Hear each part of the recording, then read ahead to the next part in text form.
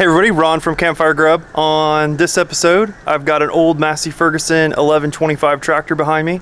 It's been sitting underneath this tree here for about a year now. So I'm gonna go ahead and clean it up, get it back running, and maybe do some more work to it here in the future. Quick look here at the tractor, and it's still dilapidated state. This mower deck's on here, so I gotta get this mower off. I gotta add in a blade, get it cleaned up, do an oil change, might wash it. I do know that it does start, it does run. I started it a few weeks ago. The only real dilemma is the fuel cutoff here. It is messed up, it's rusted up, so I gotta re-lubricate that cable, get it cleaned up, get all this junk cleaned up off of it. There is sides to it and fenders, no grill, but I have like a little makeshift grill that I'm going to put together, put some air in the tires, and let's see how it goes. Also right next to the tractor project, we have the food that's cooking up here. Just pre-cooking up some food for the week. We got some pulled pork, we got some ribs. Over here on the pulled pork, we're actually using Jack's Barbecue Restaurant seasoning. On the ribs, we're using some smokehouse maple seasoning. Alright, the first two problems are repaired that we're working on over here, so once I climb over all this debris here. So the first issue was the throttle. So as you can see right here, there's that little piece that shoots back in there. This rod hits this rod here, then runs along on a cable that controls the throttle right here. It was seized up, so when I did the hand valve, it didn't work. It's still pretty seized up, rusty, after being exposed to the elements, but for the most part it's better. The other thing here is this tractor doesn't actually shut the fuel off when you turn the key off. You have a pull throttle here. This pull throttle was broken. It was not seized up here, so I pulled this part apart, lubricated it up some, then I had to shoot a ton of lubricant in here and basically grab onto the cable and tried to shove it back in there, and it made a little popping sound, broke free. And now, when I hit the fuel shut off, cuts right off. Next thing is going to be oil change. I went ahead and also lubricated the shifter. That's lubricated. Then it's mostly cleanup process. And hopefully that PTO shaft isn't a pain to get off. Well, my next major hurdle has been accomplished, which is the oil change. The air filter doesn't look too bad. Another slight issue that I noticed was I pumped this tire up like a few weeks ago, and yeah, it's holding air, but this definitely looks like it could get kind of expensive.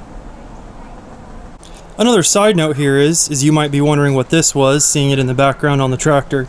This is actually the Club Car Carryall 1500.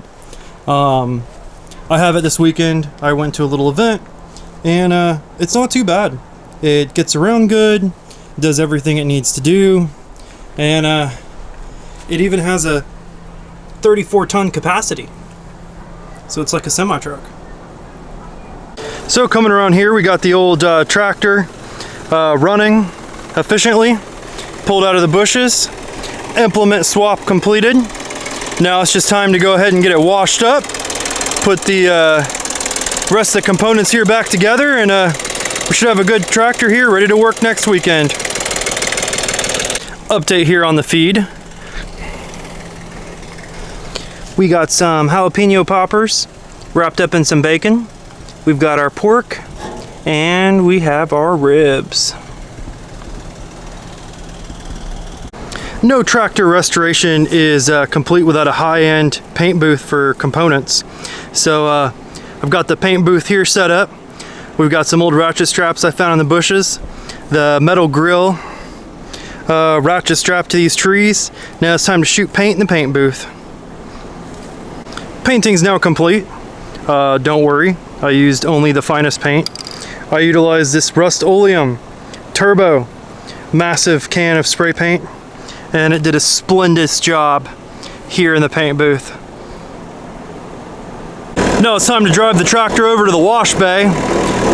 We got the fenders thrown on, but they're not really fully attached. They're just sitting there while we're en route to the wash bay. Blade's kicking away, all's good. Hopefully this thing looks a lot cleaner after it visits the wash bay. After arriving at the wash bay, I've got the soap here that we're going to be using. So let's go ahead and take a look at it. This is the Chemical Guys Extreme Body Wash and Wax. So hopefully it makes this old thing look pretty cleaned up and it looks alright afterwards. The vast majority of the heavy debris has been sprayed off with the hose. And again, you know, this is a wash bay. Don't forget that. No wash bay would be complete without this high-end, high-dollar leaking foam cannon ready to go. Now just look at this high-end foaming action here, just working all that soap and all that foam right there onto the machine. Thank you everybody for watching. The old Massey Ferguson 1125 is all cleaned up, ready for work next weekend. All I gotta do is throw the grill back on once it's done drying in the paint booth, and then go ahead and go eat up some of this pork and ribs.